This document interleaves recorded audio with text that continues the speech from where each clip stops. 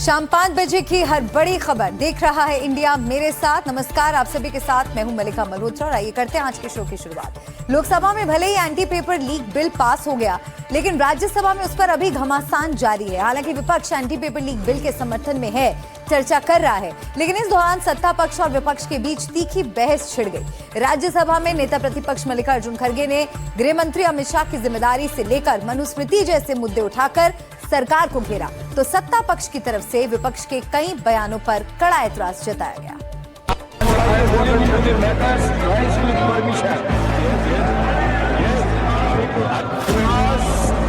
लोकसभा में कार्यवाही की शुरुआत हंगामे से हुई। कार्यवाही शुरू होते ही विपक्षी सांसदों ने नारेबाजी शुरू की। इस दौरान वंदे मातरम बिल पेश हुआ और उसके बाद लोकसभा हंगामे के बाद स्थगित हो।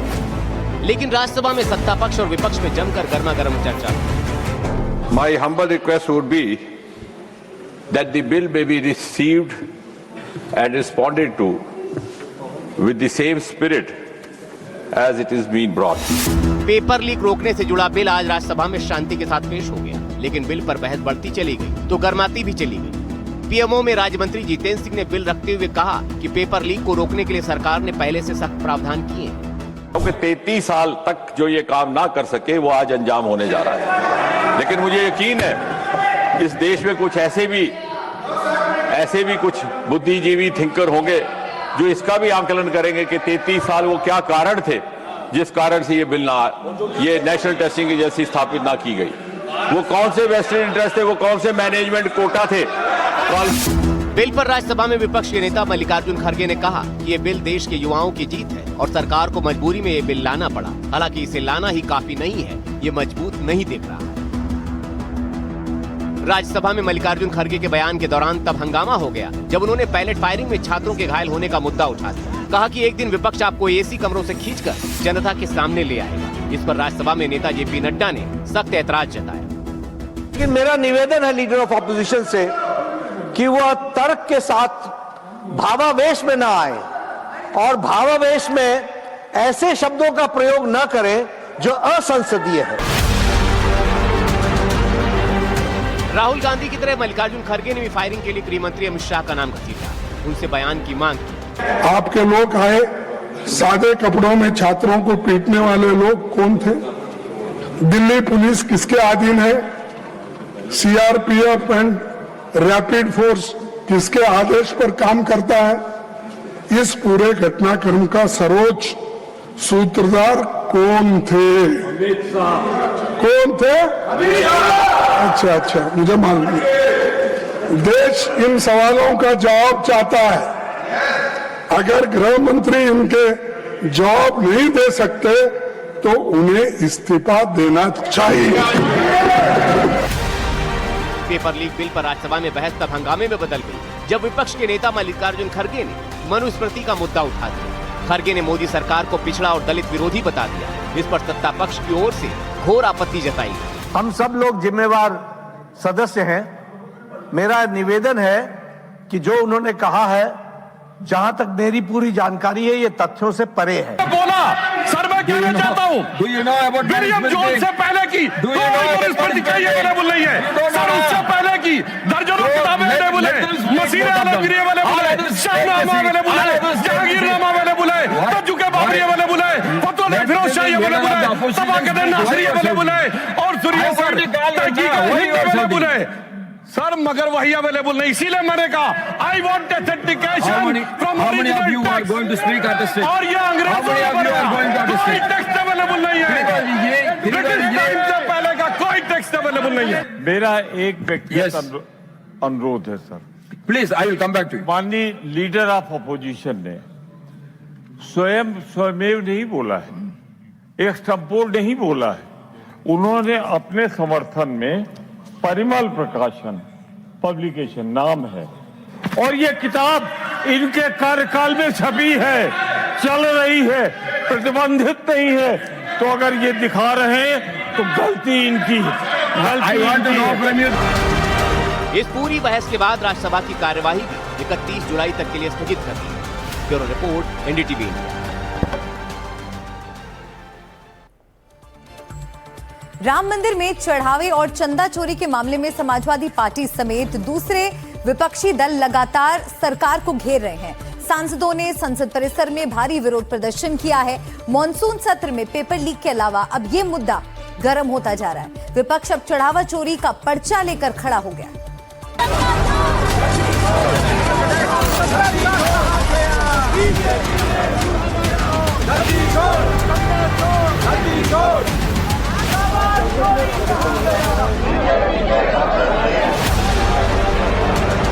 चढ़ावा चोर गद्दी छोड़, गद्दी छोड़, गद्दी छोड़। समाजवादी पार्टी इस नारे के साथ संसद परिसर में लगातार प्रदर्शन कर रही है।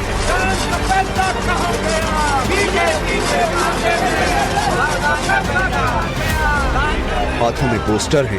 दान पात्र के जरिए तंज किया जा रहा है कि कैसे भक्तों के चढ़ावे की चोरी की।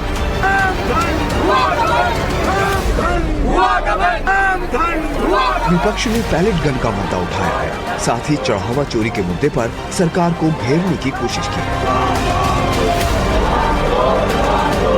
अखिलेश यादव ने इस मुद्दे पर एक लंबा चौड़ा पोस्ट लिखा है। अखिलेश ने एक्स पर लिखा कि भाजपा और उनके संगी साथी आस्था के साथ विश्वासघात के महापाप और अपराध के दोषी हैं। अखिलेश आगे लिखते हैं, ये अक्षम्य महापाप है। इसीलिए लोक धन की लूट का मुद्दा लोक संसद तक पहुंचाना और उठाना हम सबका धर्म सम्मत कर्तव्य है। अखिलेश ने लिखा कि जो भाजपा का साथी वो राम घाती महापापी। प्रदर्शन के दौरान सपा सांसद प्रतीकात्मक रूप से अपने हाथों में दान पेटी लेकर पहुंचे। समाजवादी पार्टी ने इस पूरे मामले की निष्पक्ष और उच्च स्तरीय जांच कराने और दोषियों पर कड़ी कार्रवाई करने की मांग की है। बड़ी मछली को बचाने का काम किया गया है और लेकिन ये कितना भी बचाएं, प्रभु श्री राम की निगाह में बचने वाले नहीं। अयोध्या से आए हैं, अयोध्या जाएंगे। और तुलसीदास जी ने लिखा है, जब जब हुए धर्म की हानि, बाढ़े असुर अधम अभिमानी। लेकिन कोई शक्ति उदय होती है इनका नाश करती है। विपक्ष पैलेट गन का मुद्दा उठा रहा है। चंदा चोरी के मुद्दे पर प्रदर्शन कर रहा है। चंदा चोरी के आरोपियों के लिए कड़ी सजा की मांग कर रहा है। एसआईटी पर भी सवाल उठ रहे हैं। आप सोचिए, जो एसआईटी पूरी सरकार डिफेंड कर रही है एसआईटी के नाम पर, और एसआईटी की रिपोर्ट जिसको सबमिट की गई वो खुद ट्रस्ट का मेंबर है। वही मुंसिफ, वही वकील, वही दोषी, क्या है? अंधेर कर दिया है। ये नौजवानों के भी आरोपी हैं, किसानों के भी आरोपी हैं, ये प्रभु श्री राम के भी आरोपी हैं। मर्यादा पुरुषोत्तम प्रभु श्री राम के धन को भारतीय जनता पार्टी ने अपने खाते में जमा करने का काम किया है। यह पैसा कहाँ है, किसके ऑफिस में है, क्या वो सारा चंदा आरएसएस के कार्यालय में जा रहा है? इन सब मुद्दों पर हम लगातार तब तक प्रोटेस्ट करेंगे जब तक कि ये लाइन में नहीं आते हैं और सदन में हर बातों का जवाब नहीं देते। विपक्ष के तेवरों का सत्ता पक्ष के सांसद भी जवाब दे रहे हैं।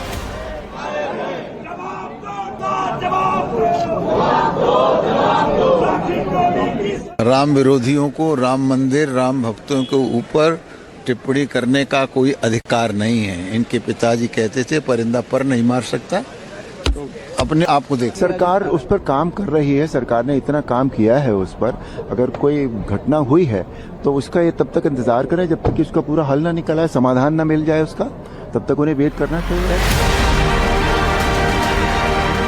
विपक्ष अयोध्या राम मंदिर में कथित चढ़ावा चोरी के मुद्दे को बहुत आक्रामक तरीके से तेज कर रहा है। संसद से लेकर सड़क तक सरकार को घेरने की रणनीति पर काम कर रहा है।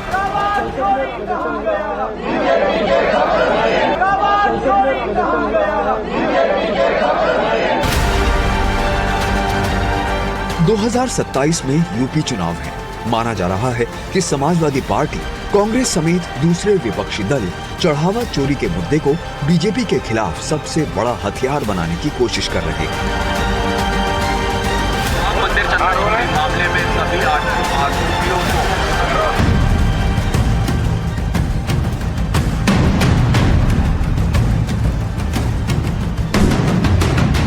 दिल्ली में ऐश्वर्या जैन के साथ राजीव रंजन, NDTV इंडिया।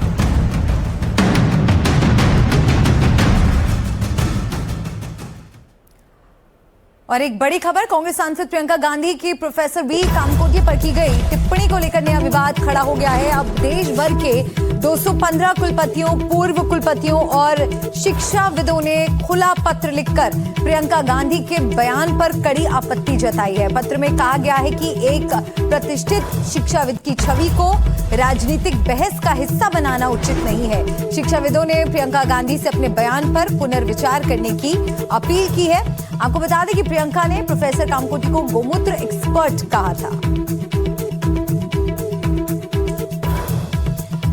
और मेरे वरिष्ठ सहयोगी अखिलेश शर्मा जी फोन लाइन पर हमारे साथ जुड़ गए हैं। अखिलेश जी, ये विवाद बढ़ता चला जा रहा है, अब खुला पत्र प्रियंका गांधी के नाम पर दिया गया है।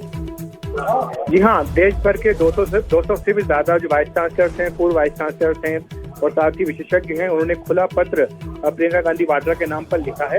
उसमें कहा गया कि जिस तरह से आपने IIT मद्रास के निदेशक प्रोफेसर वी कामकोटी को गोमूत्र विशेषज्ञ बताया है, ये बहुत ही गलत तरीका है, क्योंकि जो शिक्षा का क्षेत्र है उसमें हर चीज पर विचारों में गंभीरता से बहस की जाती है और जो असहमति होती है उसको भी गरिमा के साथ व्यक्त किया जाता है। किसी विद्वान के विचारों से जुड़ने के बजाय उसे सरलीकृत लेबल देना ये गलत है और जो संविधान में वैज्ञानिक दृष्टिकोण कहा गया है उसके मूल सिद्धांतों के भी खिलाफ है। इसमें यह स्पष्ट किया गया है कि ये जो रवैया है ये ठीक नहीं है और इस पर उनको विचार करना चाहिए। विद्वानों की तर्कों की आप आलोचना करें, उनके सबूतों को चुनौती दें, लेकिन उनकी विद्वता का अपमान नहीं करना चाहिए। इसको IIT मुंबई के पूर्व कुलपति हैं प्रोफेसर GD यादव और उनकी ओर से जारी किया गया, लेकिन इस पर 200 से भी ज्यादा वाइस चांसलर्स और पूर्व वाइस चांसलर्स के दस्तखत हैं। बिल्कुल, और प्रियंका गांधी को शिक्षाविदों की ये चिट्ठी मिली है, अब देखना होगा इस पर प्रियंका की तरफ से क्या जवाब आता है। बहुत शुक्रिया आपका अखिलेश जी इस पूरी अपडेट के लिए। तो 215 शिक्षाविदों की प्रियंका गांधी को ये चिट्ठी, प्रोफेसर कामकोटी पर टिप्पणी का विरोध। आइए आगे बढ़ते हैं। संसद में पेपर लीक से लेकर पैलेट गन पर वार पलटवार जारी है। इन सब के बीच राहुल गांधी लगातार छात्रों पर हुए हमले को लेकर गृह मंत्री अमित शाह पर हमलावर हैं। 2 दिन में राहुल सोशल मीडिया के जरिए 3 बार अमित शाह पर हमला बोल चुके हैं। उनके साथ कांग्रेस के दूसरे नेता और विपक्ष भी आवाज बुलंद कर रहे हैं। I saw the Home Minister. Why is the Home Minister not here today? Rahul ji आपके सामने लाए थे उस लड़के को, उसके पूरे शरीर में पैलेट्स कहाँ से आई? आसमान से गिर गई? आपके किसी सर्टिफिकेट की आवश्यकता नहीं है। जनता ने और माननीय प्रधानमंत्री जी ने उनको गृह मंत्री बनाया है। मैं प्रस्ताव करता हूँ कि विधेयक को पारित किया जाए। Anti paper leak bill Lok Sabha में पास हो गया, राज्यसभा में उस पर चर्चा हो रही, लेकिन राहुल गांधी पेपर लीक को लेकर हुए प्रदर्शन में चली लाठियों और पुलिसिया एक्शन पर अभी भी आक्रामक है। लगातार गृह मंत्री अमित शाह पर निशाना साध रहे हैं। कल संसद से लेकर सदन के बाहर और सोशल मीडिया साइट X पर वो गृह मंत्री के खिलाफ मोर्चा खोले हुए। ये 3 तस्वीरें देखिए। पहली बुधवार रात 8:15 की, दूसरी गुरुवार सुबह 10:51 की है और तीसरी गुरुवार दोपहर 12:22 की। तीनों तस्वीरें अलग अलग हैं, लेकिन हमला सीधे अमित शाह पर। राहुल लगातार गृह मंत्री पर हमलावर। This gentleman over here, as I understand it, is the Home Minister of India. Amit Shah this, Amit Shah that. The last call is the Home Minister. Rahul ने मांग की कि छात्रों पर हुए अत्याचार की जांच के लिए सुप्रीम कोर्ट की निगरानी में स्वतंत्र उच्च स्तरीय समिति का गठन होना चाहिए। उसके बाद उन्होंने कहा कि गृह मंत्री संसद में आकर छात्रों के खिलाफ हुए अत्याचार पर सफाई देने से क्यों डर रहे हैं। हालांकि पूर्व DGP ने राहुल के लगाए आरोपों को खारिज करते हुए इसे कानूनी प्रक्रिया बताया। किस किताब में लिखा है कि गृह मंत्री अधिकृत देने के लिए इस प्रकार के आदेश? और आजकल के IT के जमाने में, सोशल मीडिया के जमाने में, क्या आप समझते हैं कि इस प्रकार के कोई आदेश लिखित तो देगा नहीं? फोन पर देगा, दूरभाष पे देगा, व्हाट्सएप पे देगा, और देगा तो वो बच जाएगा क्या? इस तरीके की अदूरदर्शितापूर्ण बातें नहीं करनी चाहिए।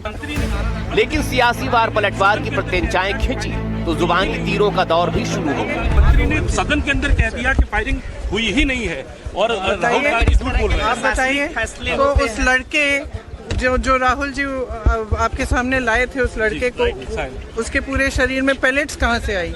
आसमान से गिर गई? द्रोही ताकत है, जो आतंकवादी है, जो नक्सलवादी है, जो देश को टुकड़े टुकड़े करने की साजिश रच रहा है, वो सारे लोग उनसे डरते हैं। तो आप डर रहे होगे। दूसरा सवाल यह है कि आप के किसी सर्टिफिकेट की आवश्यकता नहीं है ना। जनता ने वोट दिया है, जनता ने और माननीय प्रधानमंत्री जी ने उनको गृह मंत्री बनाया है।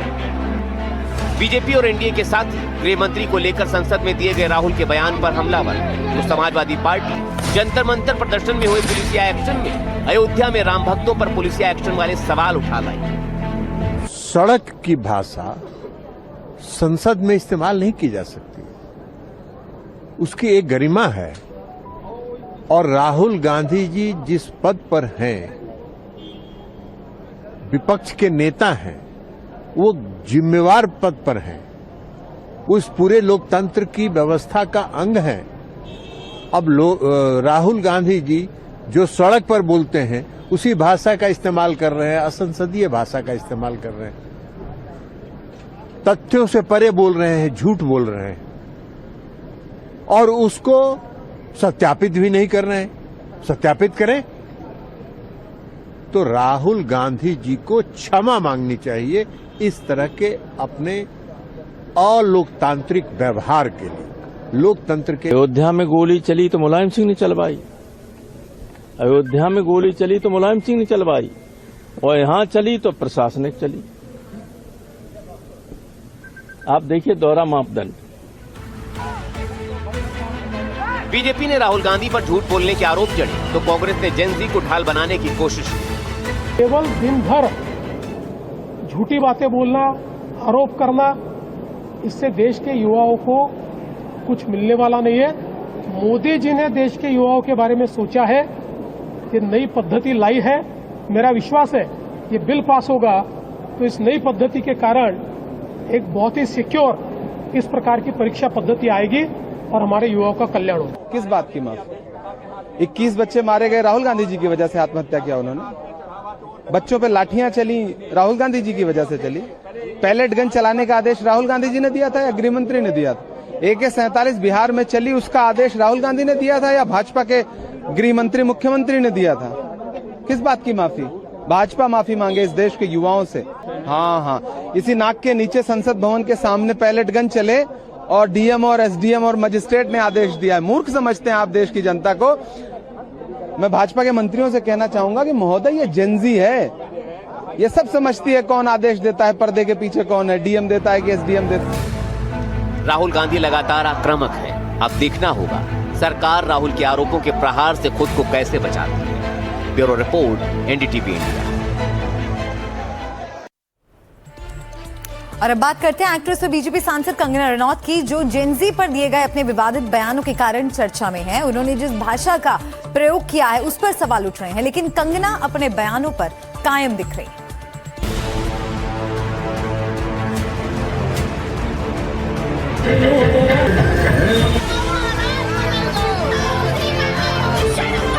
कंगना रनौत के खिलाफ विरोध प्रदर्शन का दौर अभी भी थमा नहीं है। दिल्ली से आगे बढ़कर उनके विरोध की चिंगारी भोपाल से लेकर गुजरात के जामनगर तक दिखाई दी।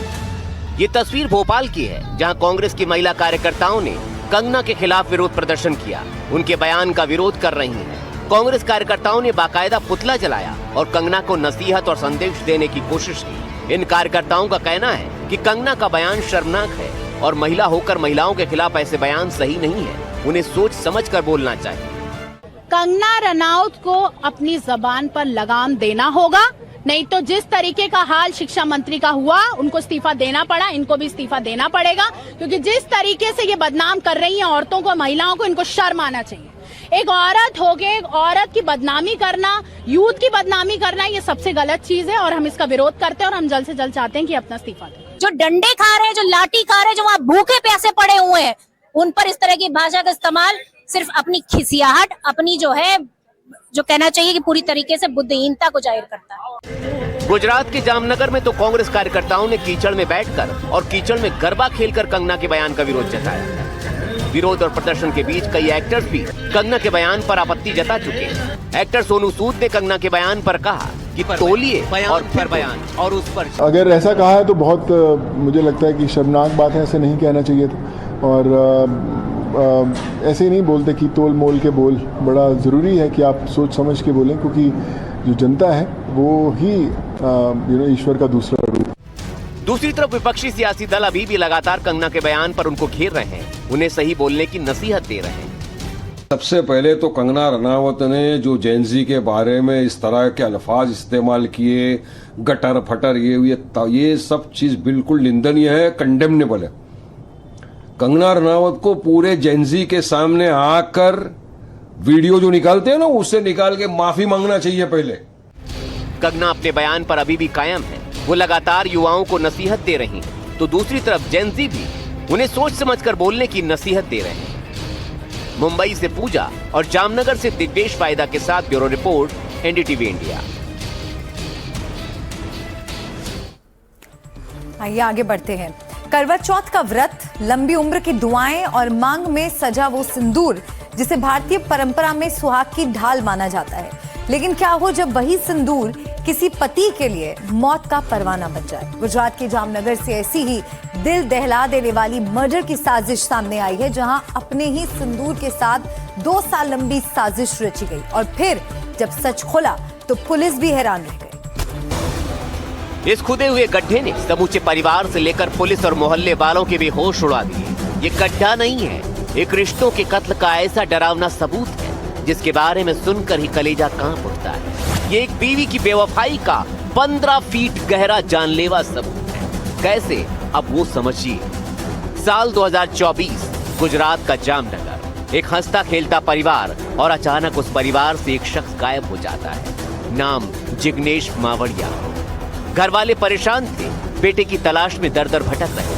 लेकिन जब भी वो जिग्नेश की पत्नी पृथ्वी मावड़िया से पूछते तो पृथ्वी बेहद इत्मीनान से एक ही जवाब देती, जिग्नेश ऑस्ट्रेलिया गए, बहुत बड़ी कंपनी में नौकरी लग गई और हाँ, जहां वो काम करते हैं वहां मोबाइल फोन यूज करने पर सख्त पाबंदी। परिवार ने भरोसा कर लिया, आंखों में आंसू और दिल में उम्मीद लिए माँ बाप इंतजार करते रहे कि एक दिन तो ऑस्ट्रेलिया से बेटे का फोन आएगा ही। लेकिन 2 साल बीत गए, न कोई फोन आया न जिग्नेश आया। लेकिन कहते हैं ना, गुनहगार चाहे कितना भी शातिर क्यों ना हो, एक न एक दिन पकड़ा जरूर जाता है। परिवार का सब्र टूट रहा था। इस बीच एक रिश्तेदार ऑस्ट्रेलिया जाने वाले थे, जिन्होंने जिग्नेश की पत्नी पृथ्वी से जिग्नेश का ऑस्ट्रेलिया वाला पता और मोबाइल नंबर मांगा और बस यहीं से पृथ्वी का बुना हुआ झूठ ताश के पत्तों की तरह ठहरने लगा। पृथ्वी के पास कोई जवाब नहीं था, वो बातें घुमाने लगी, बहाने बनाने लगी। अब परिवार को पक्का यकीन हो गया कि ऑस्ट्रेलिया वाली कहानी महज एक छलावा है। मामला जामनगर के city B point police station पहुंचा, गुमशुदगी की शिकायत दर्ज हुई और जांच हुई तो पुलिस के भी होश फाख्ता हो गए। पुलिस की जब धमकी दी गई तो उसकी वाइफ ने बताया कि उसको तो हमने 2 साल पहले मार दिया है। इस बात की फरियाद उन्होंने सिटी बी पुलिस स्टेशन में 26/7/2026 को गुम दाखिल करवाई। उसमें उन्होंने बोला कि उन्हें डाउट है कि उनके भाई को उसकी वाइफ ने अपने प्रेमी के साथ मिलके मार दिया। अब सामने आने वाला था जहर बुझा 15 फीट गहरा राज। जिग्नेश की पत्नी पृथ्वी की जिंदगी में एक और तीसरा शख्स दाखिल हो चुका था, जिसका नाम था नीलेश। अवैध संबंध का ये चक्कर इस हद तक बढ़ चुका था कि दोनों ने जिग्नेश को हमेशा हमेशा के लिए रास्ते से हटाने का प्लान बना डाला। जिग्नेश को शराब का पैक थमाया, लेकिन उस जाम में मिली थी साइनाइड नाम की खामोश मौत। जिग्नेश ने घूंट भरा और चंद सेकंड में उसकी सांसें थम गई। कत्ल के बाद जिग्नेश के शव को दरेट GIDC इलाके की एक फैक्ट्री में ले गए। 15 फीट गहरा गड्ढा खोदा, जिग्नेश के शव को दफनाया और फिर शुरू हुआ जिग्नेश के ऑस्ट्रेलिया जाने वाला 2 साल लंबा झूठ। सिटी बी पुलिस स्टेशन ने तपास की, उसमें उन्हें पता चला जो विक्टिम है जिग्नेश, उसकी बीवी पृथ्वी ने अपने प्रेमी नीलेश के साथ मिलकर उसकी दारू में साइनाइड मिलाकर उसका मर्डर कर दिया और उसकी लाश दरेड़ के कारखाने के अंदर गाड़ दी।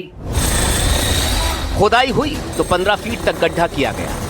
उसके बाद निकला भरोसे के कत्ल का सबसे बड़ा सबूत। इस चादर में जिग्नेश के अवशेष हैं, जो बीते 2 सालों में कंकाल बन गए। लेकिन खामोश हो चुके जिग्नेश के कंकाल ने दोनों घिनौने प्रेमियों की शैतानी करतूत के सबूत दे दिए। फिलहाल अवशेषों को DNA जांच के लिए भेज दिया गया है। पुलिस जिग्नेश की पत्नी पृथ्वी और उसके प्रेमी नीलेश दोनों को सलाखों के पीछे धकेल चुकी है। लेकिन ये वारदात समाज के चेहरे पर उभरा हुआ बदनुमा दाग है, जो आसानी से मिटने वाला नहीं है। जामनगर से सौरभ के साथ bureau report, NDTV India.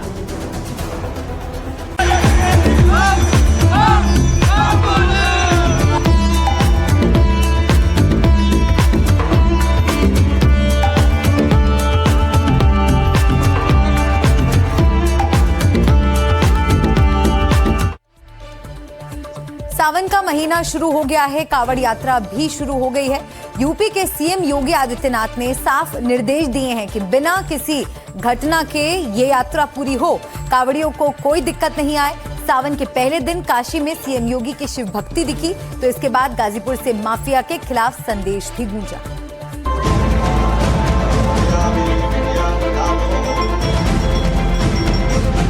Yogi Adityanath UP के मुख्यमंत्री हैं।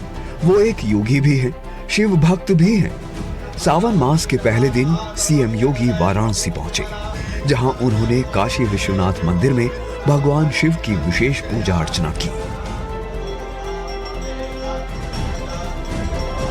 मुख्यमंत्री ने मंदिर के गर्भगृह में शिवलिंग पर जल चढ़ाया, फूल माला अर्पित की और पारंपरिक विधि विधान के साथ पूजा की। शिवलिंग पर बेलपत्र फूल चढ़ाए।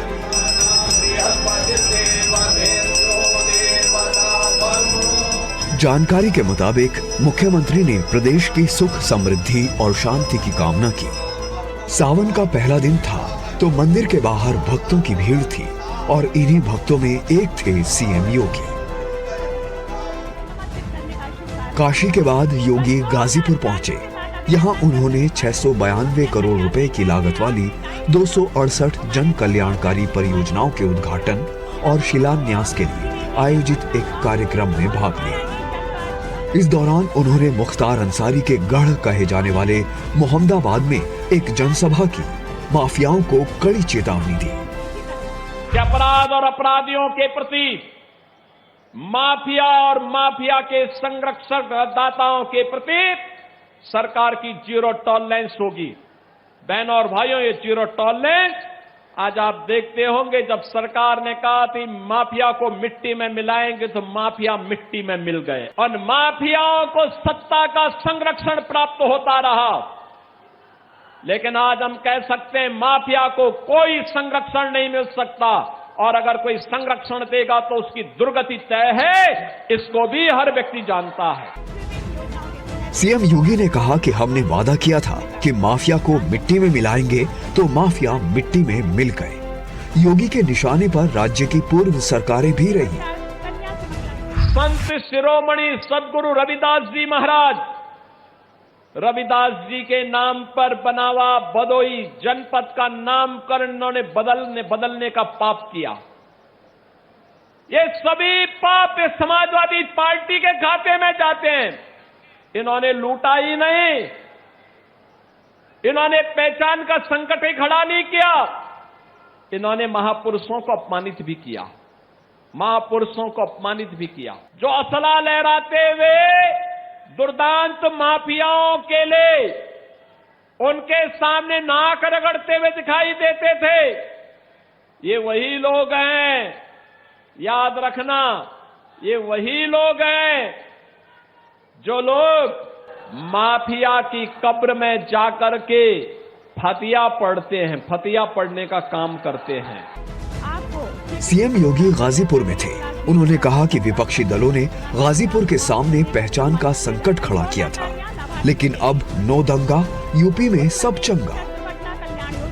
आज से 10 वर्ष पहले आप कहीं जाते थे गाजीपुर से बाहर, अगर सामने वाला व्यक्ति आपको कहीं पे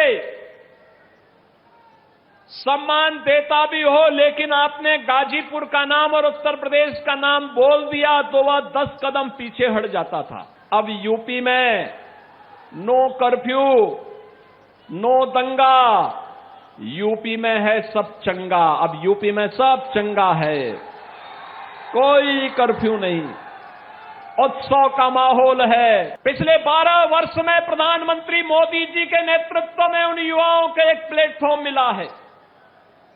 प्रधानमंत्री स्टार्टअप की योजनाएं, प्रधानमंत्री स्टैंड अप की योजनाएं, डिजिटल भारत की योजनाएं,